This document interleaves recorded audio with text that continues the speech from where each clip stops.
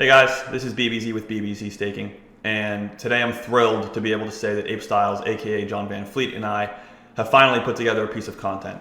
So John and I went through the 1K that I won. We went through a number of the hands. We did not get through all of it, but we covered a number of hands in depth. We went really deep. It's a very deep, high level discussion about what we think of the current metagame. He's been playing a lot of the 25Ks lately.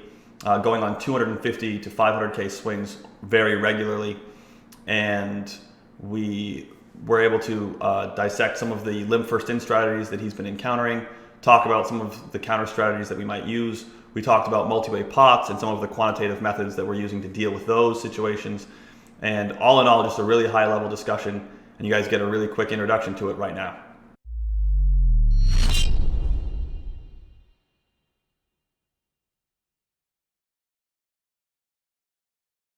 Easy spot on this flop. You have pocket aces on king 7-3. On the turn, two flush draws, no straight available. Typically, if I'm thinking about turn bet sizes, I kind of go through like in almost any case on the turn where it's a high card and there are no straights possible, no flushes possible, but there are two flush draws possible. I tend to go for very large sizings on the turn. Sure. Especially deep stacked.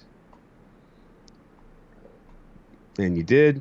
It always feels like a bit of a waste, though, because I do it so much as a bluff and they always fold. I'm fine if they always fold. I'm bluffing enough. Yeah, it's fair. It's fair. I'm bluffing very polarized. Like I've got like ace 2. Yeah, so do I. Yeah, I've got the like total shit bluffs. So like if someone wants to just fold to me all the time, like be my fucking guest. Yeah, fair enough. It's like kind of a rarity to show up with. Yeah, I don't have. I'll be honest. If like anybody who's played a lot of poker with me, I have aces a lot less often than I got something else. So yeah, if you want to just press the fold button, I'm comfortable with that. Yeah, exactly. Like whenever you're making a big overbet into me, I'm like, man, I know you don't got shit. But anyway, okay. So another interesting line taken by One Way, limping under the gun. You raise 3-bet, cold call. Now it's on to you. I think it's a fairly trivial call. Like sevens or pairs are one of the only kind of hands that like play. They don't lose that much equity multi-way because they're fairly easy to play. However, in 3-bet pots, I don't know. You've got this other player in there who seems like they're a recreational player. So just for their sake, I think that you should at least call, and you're getting good odds. So yes, I call here. The only thing that's kind of interesting to me is, do we think that there's any chance that this villain could be wider than usual because you're isolating a recreational player?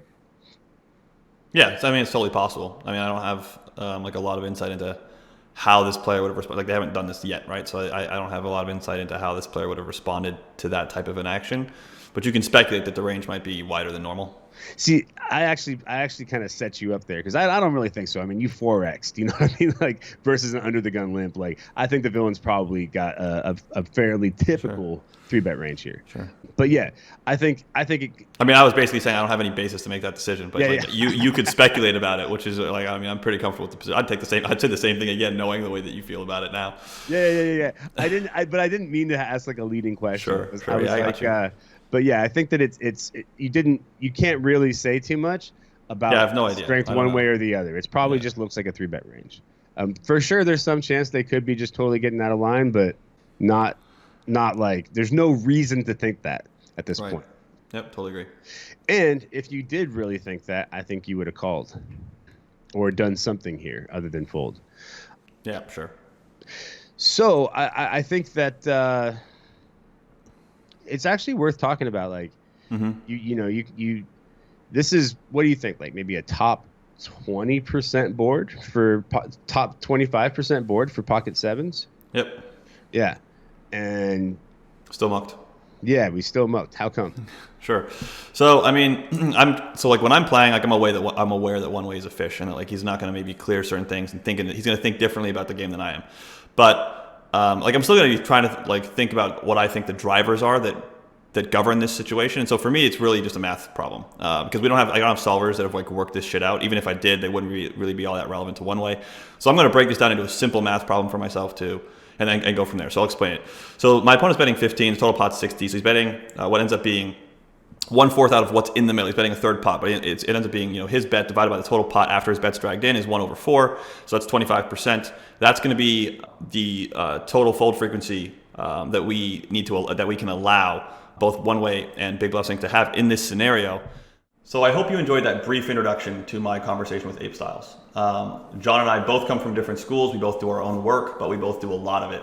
And I think that the conversation that he and I had at the level that we had it is going to be really beneficial to anyone trying to get to or currently playing high-level poker.